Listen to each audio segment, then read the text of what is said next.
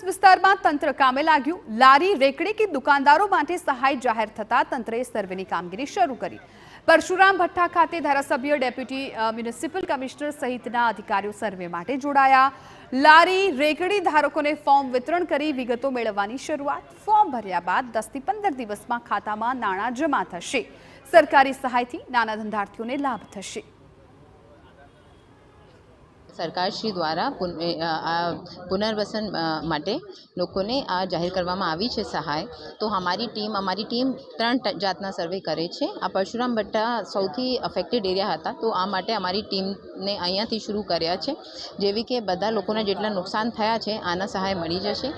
વડોદરા મહાનગરપાલિકા દ્વારા 3 વિભાગમાં આપણે વહેંચણી કરી છે કે કયા કેટેગરીમાં આવે। લારી છે, નાની મોટી લારી ઠેકડી છે, એની અંદર આવે, અને મોટી કેબિન આવે જે તમારી લારી કરતાં સહેજ મોટી હોય પણ કાચી હોય, પાકી ના હોય। એવા 3 વિભાગમાં વીએમસી દ્વારા હમણાં સર્વે કરવામાં આવશે। એની અંદર કયા વિસ્તારમાં કેટલું પાણી હતું એની ડિટેલ લેવાશે, સાથે પંચકેસ બી કરવાના છે।